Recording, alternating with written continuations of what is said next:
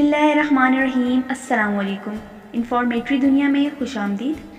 नाज़रीन, Turkish drama दिल्लिस Ertugrul कुछ 6 साल कबल 2014 के आखिर में शाया हुआ, लेकिन इसको इतनी मकबूलियत हासिल हुई कि उसके बाद ये अब तक तकरीबन 150 ममालिक में देखा जा चुका है।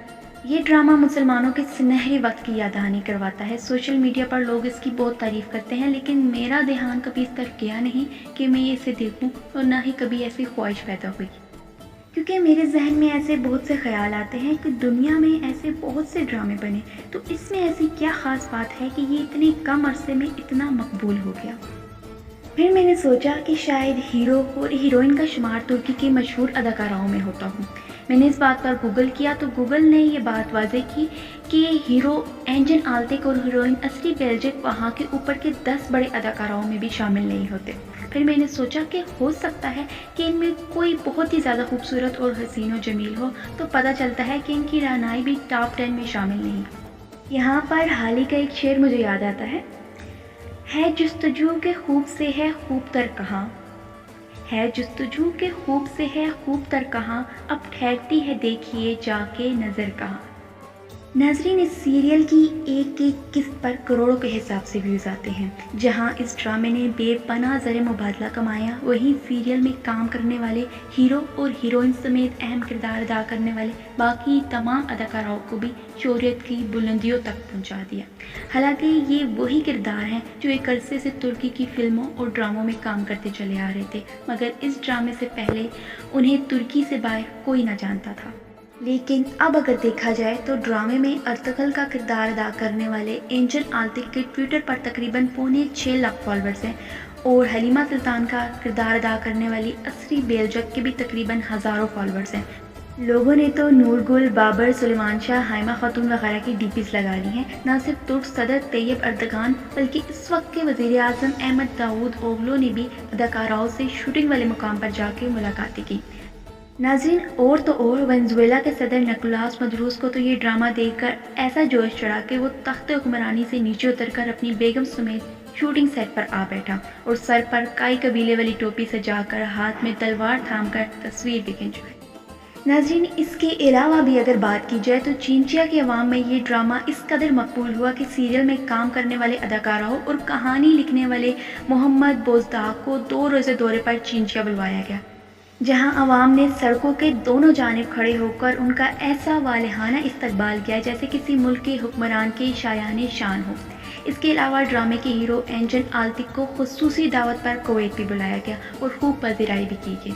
अब तक एंजन आल्तिक को कई इनामात और अवार्ड्स मिल चुके हैं। तो मेरा सवाल एक बार फिर वही है कि दुनिया में तारीख के मौज़ूआत पर तो बहुत से ड्रामे बने हैं, फिर आखिर इस ड्रामे में ऐसी क्या खूबी है कि ये इस कदर मशहूर हो गया। तो कुछ और करने से मैं इस नतीजे पर पहुंची हूँ कि मकसदियत और नज़रिया, ये 2 चीज़ें हैं जिसने इस ड्रामे को दुनिया भर में मशहूर कर दिया। इसके अलावा इस ड्रामे के डायलॉग्स इस कदर खूबसूरत हैं कि वो सीधा दिल में जाके बस जाते हैं, इसलिए उनको डायलॉग्स कहने से बेहतर सुनहरी हरूफ कहना ज़्यादा मुनासिब है। यहाँ वो कुछ सुनहरी हरूफ में कहना चाहूँगी। अगर तुमने अपने दुश्मन को अपना वतन ही नहीं बल्कि उसके पत्थर का एक टुकड़ा भी रखने दिया तो मसाइब हम पर आ पड़ेंगे। हमारे असलाफ की दास्तानें बच्चों को सुलाने के लिए नहीं बल्कि मर्दों को जगाने के लिए सुनाई जाती हैं।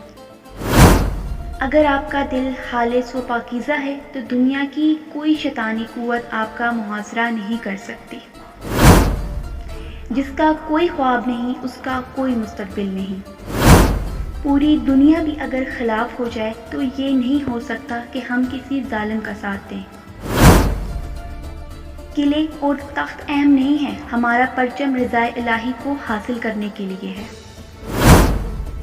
अगर हम गिर जाते हैं तो पूरी इस्लामी दुनिया गिर जाएगी। जब तक हम अपने अकीदे और रवायात से मजबूती से वाबस्ता होंगे, हमारा सर कभी नहीं झुक सकता और इस्लामी परचम नहीं गिरेगा। जब तक हम अल्लाह के रास्ते पर चलेंगे, कोई भी हमें घुटनों के बल नहीं गिरा सकता। 2 ताकतें हैं, एक तलवार और दूसरी अकल। आज तक कोई ऐसी तलवार इजाद नहीं हुई जो अकल को हरा सके। مجھے موت کا ڈر نہیں، لیکن وہ آخری سانس میرے لیے حرام ہوگی جس سے پہلے میں ہتھیار ڈال دوں۔ ہم یا تو غازی بنیں گے یا شہید، مگر ہماری تلواروں کی جھنکاریں ہزاروں سالوں تک سنائی دیں گی۔ مایوسی ہمارے لیے حرام ہے، ہمیں اللہ کی رحمت سے مایوس نہ ہونے کا حکم دیا گیا ہے۔ اگر ہم آج کے ڈر کے مارے بزدلی کی چوڑیاں پہن لیں گے تو ہماری نسلیں ظالموں سے کانپیں گی۔ تمام جہان بھی اگر ظالم ہو جائیں تو بھی ہم ظلم سے ڈرنے والے نہیں۔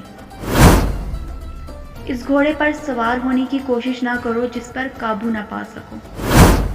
تلوار اسی کے ہاتھ میں سجتی ہے جسے چلانی آتی ہو۔ میں غدار کو معاف نہیں کروں گا چاہے وہ میرا بھائی ہو۔ میں مظلوموں کی حفاظت کروں گا چاہے وہ دشمن ہی کیوں نہ ہو۔ ہمارے دلوں میں کیا ہے ہم اپنے الفاظ اور اپنی موت سے ظاہر کریں گے۔ حق کے راستے میں اگر ساری کائنات بھی تمہارے خلاف ہو تو بھی تم یقین رکھو کہ اللہ تمہارے ساتھ ہے۔